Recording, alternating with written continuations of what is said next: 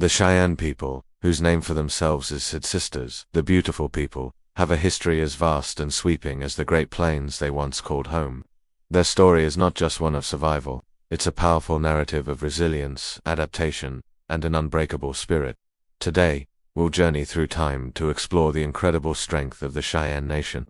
From their golden age on the plains to their enduring legacy in the modern world. Before the arrival of Europeans, the Cheyenne were skilled farmers living in settled villages near the Great Lakes. But the winds of change were blowing. Pushed westward by other tribes and drawn by the allure of the vast plains, they embarked on a remarkable transformation. They embraced the horse, a revolutionary new technology, and became masters of the plains, expert hunters of the mighty buffalo. This wasn't just a change in location. It was a complete cultural reinvention. They became nomadic, their lives intricately woven with the movements of the great herds. Their society was highly organized, guided by the Council of 44, a group of esteemed chiefs, and the spiritual strength of sacred ceremonies like the Sundance. This was a time of prosperity, a golden age where Cheyenne culture flourished under the big sky. But this vibrant way of life was destined to face its greatest challenge. The westward expansion of the United States brought settlers, soldiers, and railroads all encroaching on Cheyenne lands. Treaties were made and broken, promises forgotten. The buffalo, the very heart of their existence, were hunted to near extinction, a deliberate strategy to subdue the plains tribes. This period was marked by unimaginable hardship and brutal conflict. The Sand Creek Massacre of 1864 stands as a horrific testament to this era. A peaceful village of Cheyenne and Arapaho, mostly women, children, and the elderly, attacked without provocation. It was a dark day that left a deep and lasting scar. Yet, even in the face of such atrocities, the Cheyenne spirit was not extinguished. Warriors like Morning Star, known to many as Dull Knife, and Little Wolf, led their people in desperate heroic efforts to preserve their freedom and their way of life. One of the most powerful stories of Cheyenne resilience is the incredible Northern Cheyenne exodus of 1878. Confined to a desolate reservation in what is now Oklahoma.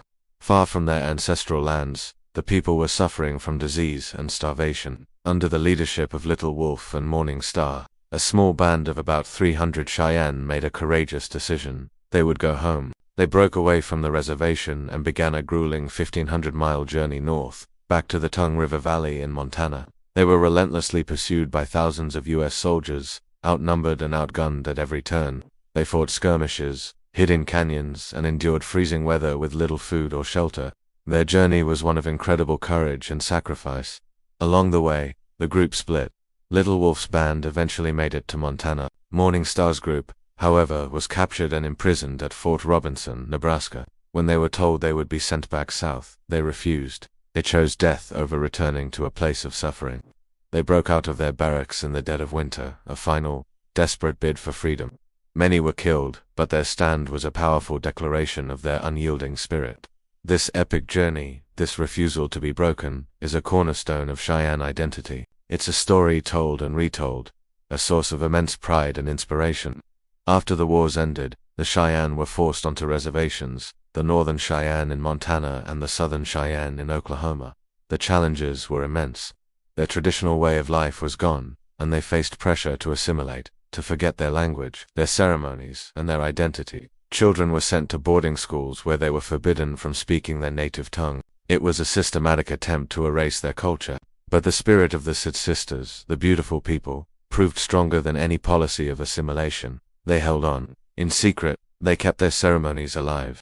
Elders passed down stories, songs, and the Cheyenne language to the younger generations. They found ways to adapt, blending old traditions with new realities. They established tribal governments, fought for their rights in court, and began the long, slow process of rebuilding their communities and their nations.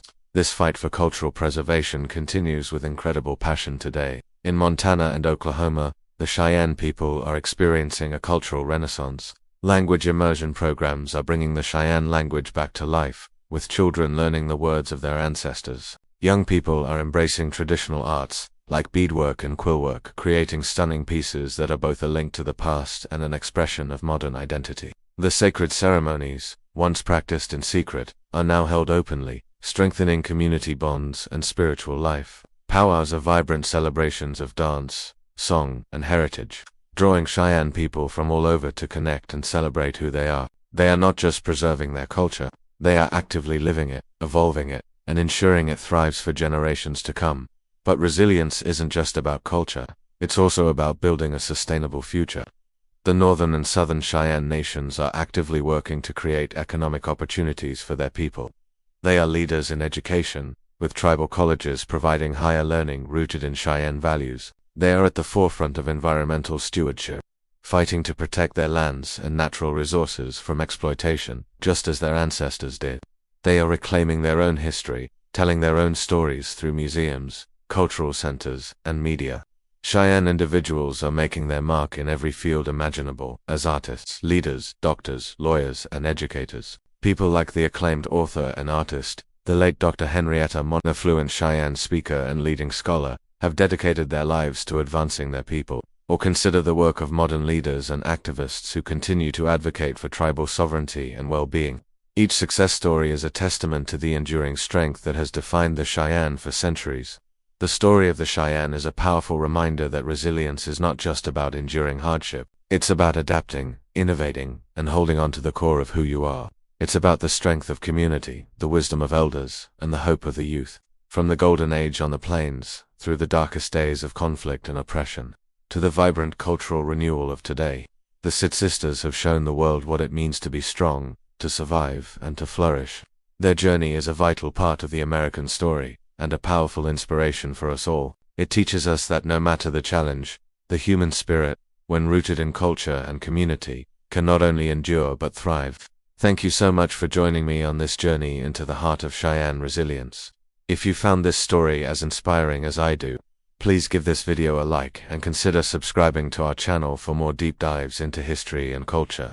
Let us know in the comments what part of the Cheyenne story resonated with you the most.